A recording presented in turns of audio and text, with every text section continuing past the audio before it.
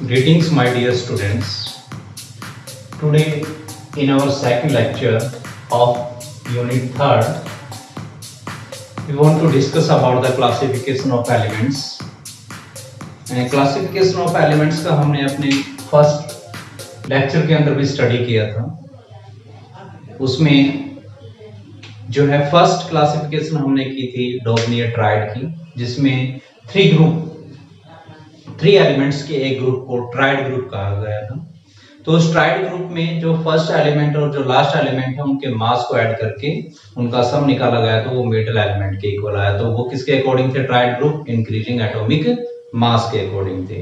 Second हमने की थी Newlands law of Octave. Newlands law of Octave में एट्थ एलिमेंट के इट मींस सेवंथ एलिमेंट के बाद इट मींस जो एट्थ एलिमेंट है उस तक जो हर एक एलिमेंट्स हैं उनकी प्रॉपर्टी है वो रिपीट होती है। It means after eighth element the repetition of property of the element will be there. तो उसमें एक प्रॉपर गैप के बाद जो प्रॉपर्टीज हैं वो रिपीट होती हैं, तो वो पीरियोडिसिटी कहलाती है। पीरियोडिसिटी कहलाती है जो प्रॉपर्टी है कुछ सर्टेन गैप के बाद वो रिपीट होती हैं। तो वो जो म्यूजिकल नोट है, म्यूजिकल नोट सा रे गा मा पा सा धा नी, क्लियर? तो इन 7 म्यूजिकल नोट्स के अकॉर्डिंग ही उनको जो है बेस किया गया है कि जैसे 7 म्यूजिकल नोट्स होती हैं, 7 के बाद जो 8th म्यूजिकल नोट्स आती है वो सा दोबारा से फर्स्ट जो पहली म्यूजिकल नोट थी उससे मैच करती है। तो सेम लाइक दिस वन, इसी तरीके से जो एलिमेंट्स जब उनको अरेंज किया गया उनके इंक्रीजिंग ऑर्डर के अकॉर्डिंग, तो उसमें एवरी 8th एलिमेंट की जो प्रॉपर्टी थी वो दोबारा से रिपीट होती है। क्लियर? नाउ आज हम डिस्कस करेंगे मेंडलीव पीरियोडिक टेबल के बारे में। तो मेंडलीव पीरियोडिक टेबल्स के बारे में स्टडी करने के लिए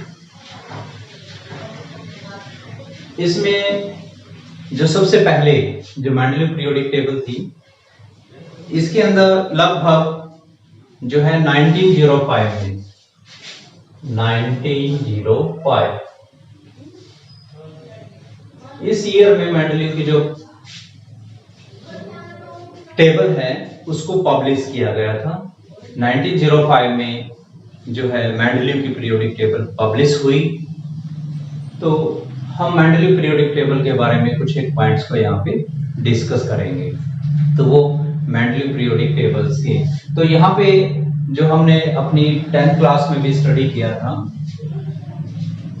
तो 10th क्लास में स्टडी किया था उसके अकॉर्डिंग मेंडलीव ने एलिमेंटों की क्लासिफिकेशन के लिए, जब एलिमेंटों की वो क्लासिफिकेशन कर रहे थे, उनके ऊपर रिसर्च कर रहे थे, उनकी स्टडी कर रहे थे, तो उस दौरान जो है नियरली 63 एलिमेंट्स की ही डिस्कवरी हुई थी।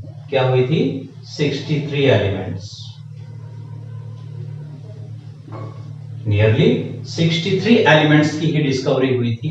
और वो 63 एलिमेंट्स की स्टडी के लिए उन्होंने जो है 63 कार्ड लिए। क्या लिए? कार्ड। 63 कार्ड्स उसने सिलेक्ट किए और उन 63 कार्ड्स के ऊपर हर एक एलिमेंट्स का नेम, उनकी फिजिकल प्रॉपर्टीज और केमिकल प्रॉपर्टीज को मेंशन किया और उनको वॉल से हैंग कर दिया।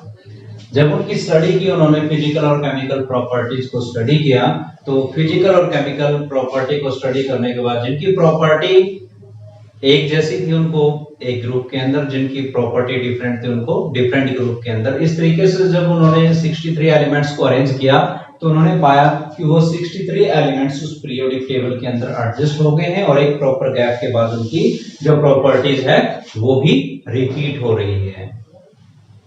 क्लियर?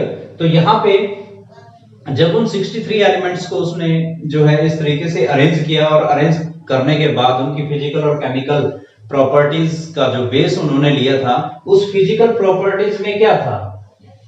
Physical properties. उन फिजिकल प्रॉपर्टीज में क्या क्या लिया? फिजिकल प्रॉपर्टीज के अंदर उसका मेल्टिंग पॉइंट क्या है, उसका जो बॉइलिंग पॉइंट क्या है, उसकी डेंसिटी क्या है, तो वो फिजिकल प्रॉपर्टीज का बेस रही। और जो केमिकल प्रॉपर्टीज थी, केमिकल प्रॉपर्टीज में क्या बेस रही? उनके ऑक्साइड के या हाइड्राइड की। ऑक्साइड और हाइड्राइड। ऑक्साइड और हाइड्राइड मींस कि वो एलिमेंट्स ऑक्सीजन के साथ रिएक्ट करके क्या बनाते हैं और हाइड्रोजन के साथ रिएक्ट करके क्या बनाते हैं। जैसे जो है एग्जांपल्स में लिया जाए, जैसे सोडियम है, सोडियम हाइड्रोजन के साथ जब रिएक्ट करता है तो क्या बनाता है वो, सोडियम हाइड्राइड। क्या फॉर्मूला बनेगा, NaH की फॉर्मेशन होगी। उसी तरीके से जब पोटासियम हाइड्रोजन के साथ रिएक्ट करेगा तो वो पोटासियम हाइड्राइड बनाएगा। क्लियर। अगर यही सेम एलिमेंट्स ऑक्सीजन के साथ रिएक्ट करके देखें तो सोडियम ऑक्सीजन के साथ रिएक्ट करके Na2O की फॉर्मेशन करता है, सोडियम ऑक्साइड बनाएगा। और जो पोटासियम है वो K2H की फॉर्मेशन करता है। तो यहाँ पे देखिए जो हाइड्राइड का फॉर्मूला है KH और NaH, हाइड्राइड का फॉर्मूला, इनकी जो केमिकल प्रॉपर्टीज है वो सिमिलर है। यहाँ पे फॉर्मूला सिमिलर बन रहा है। यहाँ पर भी K2H N2O, sorry O oxygen का है, नॉट हाइड्राइड। यस, तो ये K2H, ये K2H नहीं है, ये है K2O, ऑक्साइड का फॉर्मूला है। ये पोटासियम के ऑक्साइड का फॉर्मूला है और पोटासियम के ऑक्साइड के फॉर्मूले में K2O, तो यहाँ पे K2O बनाया तो Na2O, इट मींस ये ऑक्साइड का फॉर्मूला भी सेम बन रहा है। तो इस तरीके से इन सेम एलिमेंट्स को, सोडियम पोटासियम को एक सिमिलर ग्रुप के अंदर रखा गया। तो ये इनकी फिजिकल और केमिकल प्रॉपर्टीज का बेस था। तो ये केमिकल प्रॉपर्टीज थी कि वो हाइड्रोजन के साथ रिएक्ट करके किस टाइप के हाइड्राइड बनाते हैं, उनका फॉर्मूला क्या बनेगा, वो प्रॉपर्टीज किस टाइप की होगी। और same like this one, oxygen के साथ रिएक्ट करके वो किस टाइप के ऑक्साइड बनाते हैं, उनका ऑक्साइड का फॉर्मूला किस टाइप का बनेगा। तो इस तरीके से इन फिजिकल और केमिकल प्रॉपर्टीज का बेस लेकर के उन्होंने जो है एलिमेंटों को अरेंज करने की कोशिश की, पीरियोडिक टेबल बनाने की कोशिश की। तो यहाँ पे 63 एलिमेंट्स जो लिए थे उन्होंने कार्ड्स के ऊपर मेंशन करके उनकी फिजिकल और केमिकल प्रॉपर्टीज को मेंशन करके, जब उन 63 एलिमेंट्स को जो है वॉल के ऊपर हैंग किया गया तो वहां पे उसने देखा कि वो सभी एलिमेंट्स अपनी एक्चुअल पोजीशन को अटेन कर रहे हैं। वो उनके अंदर एक प्रॉपर सीक्वेंस बन गया है और उनका जो सीक्वेंस है वो क्या था, atomic mass, increasing atomic mass के अकॉर्डिंग, वो इंक्रीजिंग एटॉमिक मास के अकॉर्डिंग अरेंज हो गई। किसके अकॉर्डिंग हुए, इंक्रीजिंग एटॉमिक मास। तो इसी के बेस पे जब उसने देखा कि ये सारे के सारे एटॉमिक मास के अकॉर्डिंग अरेंज हो चुके हैं और ये इनकी जो फिजिकल और केमिकल प्रॉपर्टीज हैं उसी के बेस के अकॉर्डिंग उन्होंने अपनी प्रॉपर पोजीशन ले ली है और सेम ग्रुप के अंदर जो है सिमिलर जो एलिमेंट्स हैं वो अरेंज हो चुके हैं, उनकी प्रॉपर्टी सिमिलर आई है सेम ग्रुप के अकॉर्डिंग। तो उसी के अकॉर्डिंग उसने जो है ऐसा देखने के बाद उसने एक लॉ को दिया जिसे हम बोलते हैं Mendeleev periodic law, Mendeleev periodic law. तो उसने अपना लॉ दिया जिसे मेंडलीव पीरियोडिक लॉ कहते हैं। तो ये लॉ क्या था, the properties of the element or the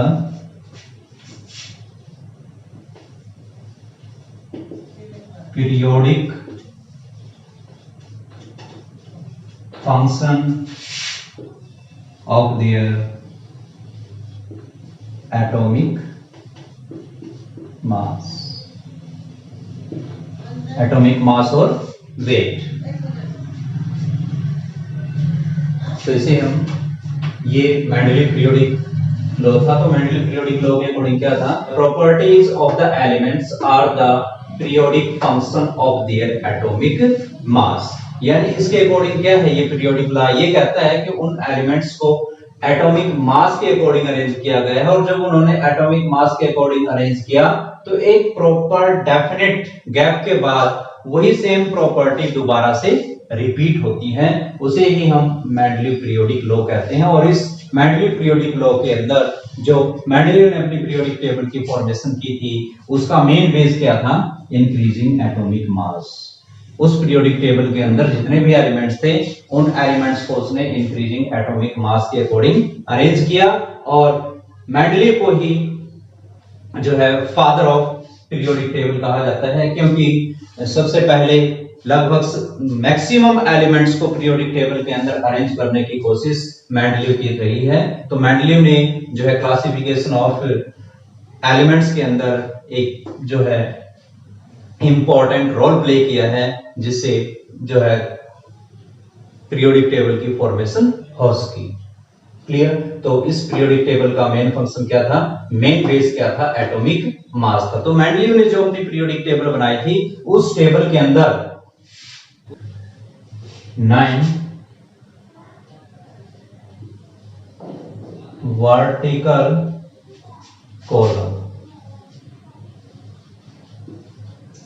columns called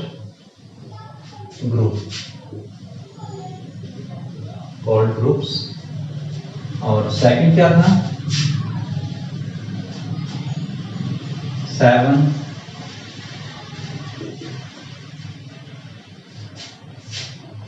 horizontal rows called periods।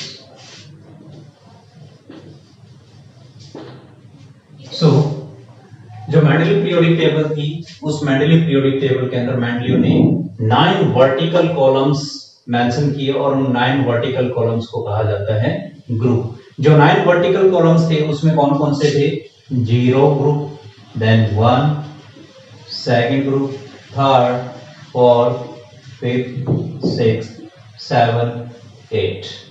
तो ये जो है टोटल जो है हॉरिजॉन्टल्स वर्टिकल कॉलम्स हैं, और इन वर्टिकल्स कॉलम्स को आगे जो 9 वर्टिकल कॉलम्स हैं, इन 9 वर्टिकल कॉलम्स को आगे सब ग्रुप के अंदर डिवाइड किया गया, ए और बी ग्रुप के अंदर।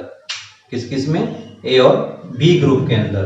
तो यहां पे ए और बी ग्रुप था, जो ए और बी यानी जो 7 एलिमेंट, जो 7 वर्टिकल कॉलम्स हैं, इन 7 वर्टिकल कॉलम्स को आगे ए और बी सब ग्रुप के अंदर डिवाइड किया गया। क्लियर? आगे फिर उनके सब ग्रुप बनाए गए ए और बी। तो जो 0 ग्रुप है, 0 ग्रुप के अंदर नोबल गैसेस, क्योंकि लेटर बाद में जो है नोबल गैसेस की डिस्कवरी है और नोबल गैस को जो है 0 ग्रुप के अंदर मेंशन किया गया, उनकी पोजीशन 0 ग्रुप के अंदर दी गई।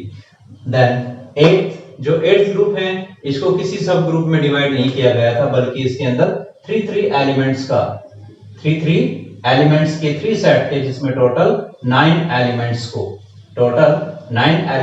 8th ग्रुप में रखा गया था। तो ये 9 वर्टिकल कॉलम्स हैं, 9 वर्टिकल कॉलम्स को ग्रुप बोलते हैं। उसके बाद है 7 हॉरिजॉन्टल रोज कॉल्ड पीरियड। तो जो 7 हॉरिजॉन्टल रोज हैं उन्हें हम पीरियड्स बोलते हैं। क्या है वो? पीरियड्स। क्लियर? तो ये जो 9 वर्टिकल कॉलम्स हैं, ए बी ग्रुप इनके अंदर मेंशन किए गए हैं। तो ये इनकी स्लाइटली थोड़ा सा ही इनकी फिजिकल और केमिकल प्रॉपर्टीज के अंदर डिफरेंसेस हैं, जिससे उनका सब ग्रुप बना दिया गया है। मेंडलीव पीरियोडिक टेबल्स के अंदर मेनली 2 ही पॉइंट्स हैं, बाकी हम 10th क्लास में भी इसको अच्छी तरह से अंडरस्टूड कर चुके हैं, तो यहाँ पे इतने डिटेल्स की कोई रिक्वायरमेंट है नहीं। तो जो फर्स्ट पॉइंट है, उस फर्स्ट पॉइंट में 9 वर्टिकल कॉलम है, वो 0 से लेकर के 8 तक है। टोटल 9 वर्टिकल कॉलम्स होंगे, जिन्हें हम क्या बोलते हैं? ग्रुप। तो 0 जो ग्रुप है उसका कोई सब पार्ट नहीं है, वो इंडिविजुअली एक ही जो है कॉलम है जिसके अंदर इनर्ट गैसेस को रखा गया है। बट जो फर्स्ट से लेकर के 7 तक है, उनको आगे फिर सब डिवीजन के अंदर क्लासिफाई किया गया है, सब पार्ट्स के अंदर या सब डिवीजन के अंदर उसको कर दिया, जिसमें ए और बी ग्रुप मेंशन है। लेकिन जो 8 है, इसको सब ग्रुप में डिवाइड नहीं किया गया है। जो 8 ग्रुप होता है, उस 8th ग्रुप के अंदर 3 सेट के जो है टोटल 9 एलिमेंट्स को रखा गया है। तो ये लगभग, और जो सेकंड है उसमें 7 हॉरिजॉन्टल रोज हैं, जिन्हें पीरियड्स कहते हैं। ऐसे इस तरीके से ये पीरियड होंगे, एंड टॉप टू बॉटम ये कॉलम्स हैं जो टोटल 9 हैं। तो यहां तक जब मेंडलियन पीरियोडिक टेबल की फॉर्मेशन की तो उसमें कुछ गैप भी लेफ्ट हुआ और उस गैप के अकॉर्डिंग उसने बता दिया कि ये गैप यहाँ पे इन एलिमेंट्स के बीच में रहा है, तो इट मींस इनकी प्रॉपर्टी जब भी लेटर फ्यूचर में कभी वो एलिमेंट डिस्कवर होगा तो वो एग्जैक्ट पोजीशन यहाँ पे ले लेगा। और इसके अकॉर्डिंग उन्होंने पहले ही उन एलिमेंट्स के कैरेक्टरिस्टिक्स को जो है बता दिया था कि इनके कैरेक्टरिस्टिक्स इस तरीके से आएंगे अगर कोई इस पोजीशन को ऑक्युपाई करेगा। तो यहाँ पर मेंडलीव ने लगभग पीरियोडिक टेबल को कंप्लीटली फॉर्म कर दिया था। उसने किसी भी टाइप की जो प्रॉब्लम्स है उसको नहीं होने दिया। उसने कोशिश की कि हर एक एलिमेंट्स इंक्रीजिंग एटॉमिक मास के अकॉर्डिंग हो, फिर भी कुछ एक प्रॉब्लम थी, कुछ एक एनॉमलीज जो है बिहेवियर था उसके अंदर, पीरियोडिक टेबल के अंदर जो एक्चुअल पोजीशन नहीं ले रहा था एटॉमिक मास के अकॉर्डिंग, तो वो हम डिस्कस करेंगे इनकी जो है ड्रॉबैक्स में। लेकिन मेंडलीव को फादर ऑफ जो है पीरियोडिक टेबल कहा गया है क्योंकि सबसे पहले उसने ही बेस्ट जो है पीरियोडिक टेबल की फॉर्मेशन की, लगभग सभी एलिमेंट्स को उसके अंदर एडजस्ट करने की कोशिश की। लेकिन फिर भी कुछ एक पॉइंट थे जिसकी वजह से जो है मेंडलीव को पीरियोडिक टेबल को रिजेक्ट करके आगे मॉडर्न पीरियोडिक टेबल की फॉर्मेशन हुई। बट वो मॉडर्न पीरियोडिक टेबल जो बनाई गई थी वो मेंडलीव के पॉइंट्स को जो है ध्यान में रख करके ही बनाई गई। उसी जो है पीरियोडिक टेबल से उन्होंने कुछ सीखा जिससे मॉडर्न पीरियोडिक टेबल की फॉर्मेशन हुई। लेकिन जो मेन बेस था, जो मेन फादर है वो मेंडलीव है, उसे ही जो है पीरियोडिक टेबल का फादर कहा गया है। सबसे पहले बेस्ट पीरियोडिक टेबल इन्होंने ही बनाई थी। तो यहाँ पर डिफरेंट टाइप की जितनी भी जो है एनॉमलस बिहेवियर दिख रहा था एलिमेंट्स के बीच में, उनको कंप्लीटली रिमूव करने की उसने कोशिश की। चलिए अभी नेक्स्ट हम करते हैं इसके ड्रॉबैक्स के बारे में। Now comes to the defect in periodic table. First one is position of hydrogen. जो पोजीशन ऑफ हाइड्रोजन है पीरियोडिक टेबल के अंदर वो करेक्ट नहीं थी। उसको फर्स्ट ग्रुप के अंदर रखा गया था, जबकि जो हाइड्रोजन है उस हाइड्रोजन की पोजीशन को फर्स्ट ग्रुप में रखा गया किसके साथ, अल्काइल मेटल्स के साथ उसको रखा गया। जैसे तो यहाँ पे जो हाइड्रोजन है, हाइड्रोजन के जो कैरेक्टरिस्टिक्स हैं वो जो है हैलोजन फैमिली से भी मैच होते हैं। हैलोजन फैमिली से भी मैच होते हैं और हाइड्रोजन के जो कैरेक्टरिस्टिक्स हैं वो जो है फर्स्ट ग्रुप के साथ भी मैच होते हैं।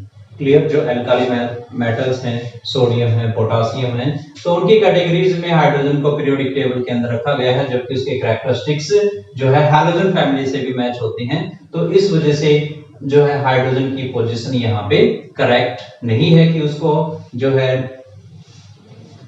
हैलोजन फैमिली के साथ रखना चाहिए या फिर उसको जो है फर्स्ट ग्रुप के अंदर ही रखना चाहिए एल्काली मेटल्स के साथ। Now second is the position of isotope. जो आइसोटोप होते हैं, आइसोटोप में क्या होता है, एटॉमिक नंबर तो सेम होगा लेकिन जो मास है वो डिफरेंट होता है। जैसे हाइड्रोजन के आइसोटोप हुए, क्लियर, या कार्बन है, कार्बन 12 और कार्बन 14, तो उन आइसोटोप के लिए मेंडलीव पीरियोडिक टेबल के अंदर कोई प्लेस नहीं था, कोई भी प्रॉपर टाइप का प्लेस वहां पे नहीं मिला।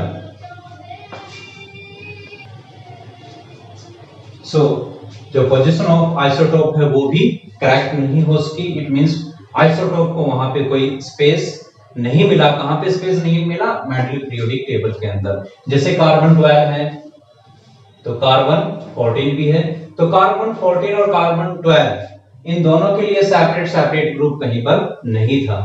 क्लियर? इसका भी मास, कार्बन 12 का मास 12 है तो कार्बन 14 का 14 है, तो 14 के लिए कोई जो कार्बन एलिमेंट है, इट मींस इस टाइप के जो आइसोटोप होते हैं उन आइसोटोप के लिए कोई स्पेस अवेलेबल नहीं था। Now anomalous pair of the elements के जो पेयर हैं वो इस तरीके से रखे गए हैं कि वैसे जो मेंडलीव पीरियोडिक टेबल है इसके अंदर मेन बेस रखा गया था इंक्रीजिंग एटॉमिक मास का, लेकिन फिर भी कुछ एक ऐसे एलिमेंट्स के पेयर थे जिनका एटॉमिक मास जो है बहुत ज्यादा है और उस एटॉमिक मास वाले हायर एटॉमिक मास वाले एलिमेंट्स को पहले राइट कर दिया और लोअर एटॉमिक मास को बाद में राइट कर दिया। तो इस तरीके की अनोमलस पोजीशन है वो पीरियोडिक टेबल में देखने को कुछ एक एलिमेंट्स के अंदर ऐसा था।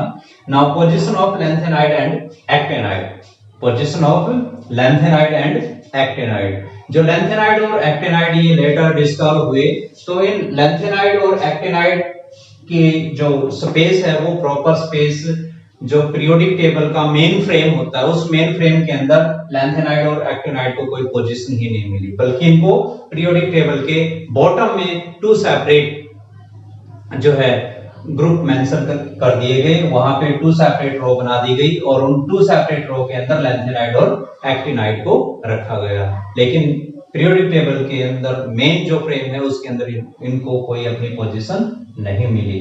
उसके बाद कुछ एक ऐसी प्रॉपर्टीज भी थी एलिमेंट्स की, कुछ एक ऐसे एलिमेंट्स थे जिनकी सिमिलर प्रॉपर्टी थी और वो सिमिलर प्रॉपर्टी वाले जो एलिमेंट्स है वो सेपरेट ग्रुप के अंदर रखे गए हैं, और जो डिसिमिलर प्रॉपर्टीज वाले एलिमेंट हैं उनको सेम ग्रुप के अंदर इकट्ठे रख दिया गया। तो ये भी प्रॉपर्टीज कुछ एक एलिमेंट्स के अंदर ऐसे देखने को मिली। तो इस वजह से ये कुछ एक ड्रॉबैक्स थे, कुछ एक कमियां थी, कुछ एक डिमेरिट्स थे, कुछ एक डिफेक्ट थे मेंडली पीरियोडिक टेबल के अंदर जो लेफ्ट हो गए थे, और इन्हीं डिफेक्ट को जो है रिमूव करने के लिए मॉडर्न पीरियोडिक टेबल की फॉर्मेशन हुई।